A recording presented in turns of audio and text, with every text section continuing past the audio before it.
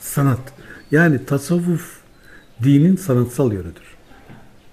İrfaniyet evet felsefidir ama irfaniyet de yetmez. Yani ilim yetmez, irfana geçiyoruz. Çünkü ilim şeylerin bilgisidir. İrfan benliğin bilgisi, nefsin bilgisidir. Ve men arefe nefsehu fakat arefe rabbehu. Nefsini bilen Rabbini bilir, şeyleri bilen Rabbini bilmez. Yani kendi nefsani o şeylerini, olanaklarını da olmuş, giyinmiş olduğu ahlakları da bilmek. Çünkü ne diyor orada Yunus? Gah diyor, Cebrail'i haline bürünür, bütün mahfilleri aydınlatırım diyor. Ben yaparım demiyor. Bir mahfile ışık verir diyor. Kim? Kendisi tabii ki. Ama gah diyor kibir evine düşerim. Kibir beni gelir, işgal eder. Haman ile Firavun olurum diyor. Yani ne demek istiyor? Her insan bu sıfatlarla sıfatlıdır. Kibir evine de düşüyoruz bir gün içinde. Bazen öfkeye bürünüyoruz. Orayı burayı yıkmaya kudretimiz olsa yapacağız yani. Değil mi? Hep başkasında gördüğümüz kusurları kendimiz de işliyoruz. Ama aynı zamanda nasıl kurtulduğumuzu, hangi kapılardan çıkış olduğunu bilirsek o zaman o hapishanede, mahpushaneden kurtulabiliriz. O da işte hayret ve hayranlık. Hayretle akıldan kurtuluruz ama buradaki akıl, bilimsel akıl değil. Bu aksine akıl demek doğru değil. Genel kullanımı böyle ama zihin. Demin Firavun yapman yani. Sadece Firavun yapmak değil. Duyusal bilgi sınırları içinde her şeyi anlamaya çalışırsak, mesela sevgi kaç kilodur acaba? Kokusu nasıldır? Duyu ya. Kaç metre? Ölçelim. Sevgiyi ölçelim. Kokusunu söyle bana, tadını söyle. Hiçbiri yok. Ama sevginin varoluşsal, ruhsal deneyimini bizzat kişinin kendisi deneyimler. Başka hiç kimse bilemez. Değil mi? Yarının kokusunu bilir, yarının görüşünü bilir. O, hepsini bilir o. O kadar ruhsal bir şey ki orada zihin bir işe yaramaz. O zaman ruhsal bu deneyim zihinle, yani birisini anlatmaya kalktığımızda beceremediğimiz için şaşkınlığa düşeriz. Hayret deryası dediği bu. Ama bu çıkış nefsin birinci basamağından çıkıştır. Nefsi mülhimeye geçiş, ilham nefsi hayranlıkla olur. İşte orada Yunus onu söylüyor. Ha demeden hayran olacak, inceliğe, duyarlılığa gelmek lazım. Bu nedenle benim bir şeyim vardır, bir önerim vardır. Yani insanlar ister yapar, ister yapmaz. Bir şey değil diye. Biz doktrinal bir şey söyleyemeyiz. Bilimsel tutum temeldir. Bilimsel tutumdan sonra felsefi anlayış lazım. Ondan sonra sanatsal duyarlılık. Evet. Sanatsal duyarlılık hayranlığa bizi götürecektir. Yani bir Mevlana gibi olmak, bir Yunus gibi olmak şeyde değil, bilimsel zeminde olmuyor. Alim oldukları için değil. Arif oldukları için de değil. Felsefe insanı arif yapar. Ama sanat duyarlı kılar. İşte o duyarlılık sanatın herhangi bir sanatsal etkinlikle ancak yapılabilir bir şeydir. Yani önceden sanatı ben öğreneyim, sonra icra edeyim olmaz. İcra ile bir şey edinmek eşdeğerdir. Yani pratiği nedir? Önce bir gideyim koşayım, turlarımı atayım, sonra gelmiş gitar çalarım. Olmaz. Gitarın kendisiyle, piyanonun kendisiyle yapılacak. Dolayısıyla sanat hem incelticidir, hem inceliği algılayıcı kılar. Bu bakımdan dinlerin sanatsal boyutuna tasavvuf diyoruz. Ariflik daha şeydir. Ariflik daha felsefeye aittir. Halbuki diğer yönden, bilgi yönünden baktığımızda ariflik sufiliğin üstündedir. İbn Arabi der, sufiler bunu yaşıyorlar. Arifler biliyorlar. Hem yaşıyorlar hem biliyorlar. Alimler yaşamıyorlar ve biliyorlar. Alimler yaşamıyor, biliyor. Yani buna ilmel yakin diyoruz. Kur'an-ı Kerim'de var bunlar. Bu ayetler var. İlmel yakin. Yakin, bilgiye ulaşmanın şeyi. İlm ile bilmek. Halini bilmiyorum. Arif olmak, halini de yaşadığımı biliyorum. Buna ayn el yakin. Bir de hak el yakin var. O hükmedilen demektir. Hak el yakin çoğu zaman bir kelime olarak, kelimeye taparlık olarak söylenir. Ama ne anlama geldiğini söylemez. Hak hükümle alakalıdır. Muhakeme yaptıktan sonra hükmedilmiş olan bilgi demek. Bu, şimdi bugün ona biz rasyonel bilgi diyoruz. Yani bilimsel bilgi. Bu bilgi türünün tüketilip improvizasyona başladığı, rastgelenin başladığı, içine doğmanın başladığı, mevhibe-i ilahinin başladığı, ona biz nefs-i mülhime diyoruz. İlham alan nefs. Bu ilham alan nefs vahyin tadını alabilir. İlham alan, yani nefs-i mülhimenin altındaki nefs meratibinde vahyin tadı alınmaz, hep inkar edilir ve etmelidir. Yalan söylemesin.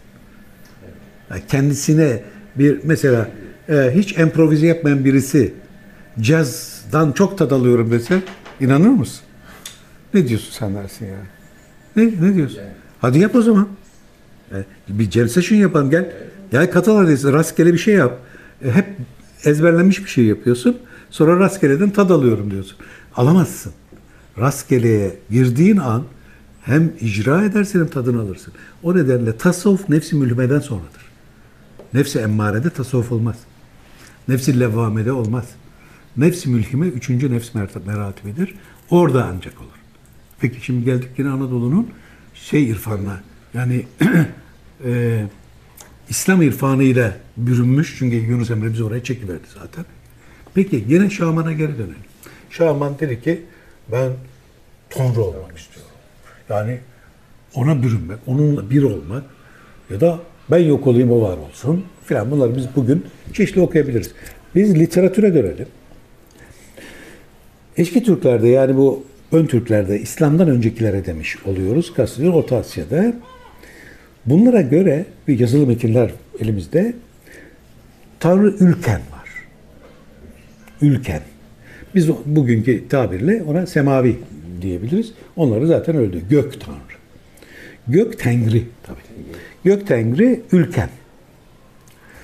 Bir de Erlikhan var, o yeraltı tanrısı. Yani o cehennemin bekçisi, meleği gibi. Şimdi Ülken çok ilginçtir. Şöyle kayıtlara geçmiş. Tanrı Ülken'e ait olan 3. kat gök. Bir süt gölü varmış orada. Bakın, süt gölü ve insan işte bu süt gölünden bir damladır diyor. Türklerin İslam öncesi din anlayışı, din demeyelim ona, irfaniyet anlayışı, inanç anlayışı böyle başlıyor. Tanrı Ülken 3. gök katında bir süt gölü var ve oradaki sütten bir damlayla yaratılmıştır diyor. Aslında çok basit tabii. İnsan doğduğunda annesinin memesinden ilk besinini bir süt damlası olarak alır. O zaman demek ki hem natürel olarak, yani doğal yaşamın içinde bir gerçekliği var ama hem onun ardında bir mana arıyor. İşte bu mana arayışına irfanet diyoruz. Tanrı Ülken orada, şimdi kadındır diyemezsin. Kadın değil. Yani anne değil, doğuranan. Anne de kadın değil. Kadın doğurduğunda anne olmuyor. Doğurduğunda İbn Arabi der ki bir kadın doğurduğunda çocuğuna şükran borçludur. Çünkü çocuk doğmasaydı o zehirlenip ölürdü. Emzirdiğinde çocuk anneye şükran duymalıdır diyor. Bakın, sütle beslenme.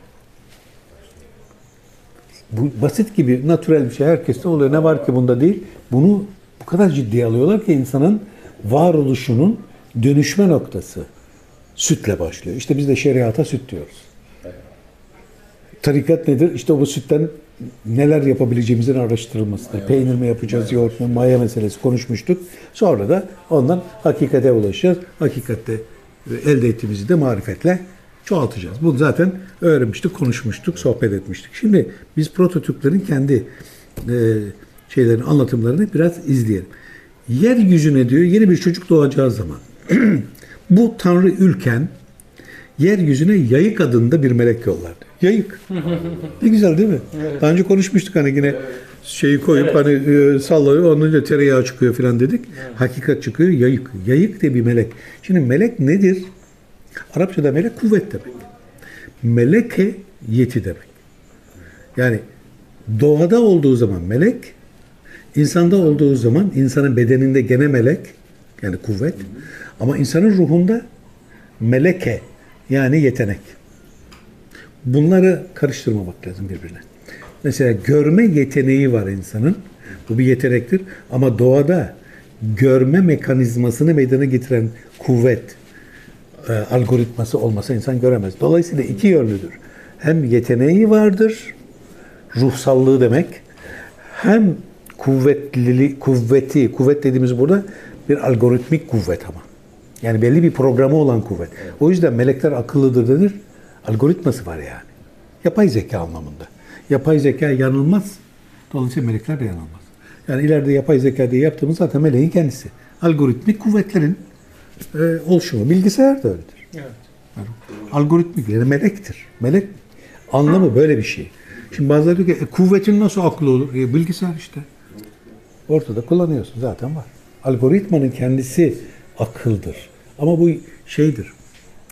Kendini değiştiremeyen akıl. Yani melek emrolunduğu gibidir. Emrolunduğu gibi olmak demek. Programlandığı gibi demek. İnsanın farkı, insan kendi kendini programlamaya kalkıp her programladığında değişen birisi. Dolayısıyla insan kendini melek kılamıyor. Kılsa zaten robot olacak. Yani melek dediğimiz robot. Evet. Evet. İnsan yanılabildiği için insandır. İnsan her yanılmasında yeniden kendini örgütleyebilme olanağı olduğu için insandır. O halde rastgele insanın yaratıldığı alandır. O rastgele dediğimiz yer insanın yaratıldığı alan. Beslendiği alan onu artık karakterler haline getirmiştir. Karakter dondurur. Dolayısıyla insan karakterlerini de dönüştürebilir.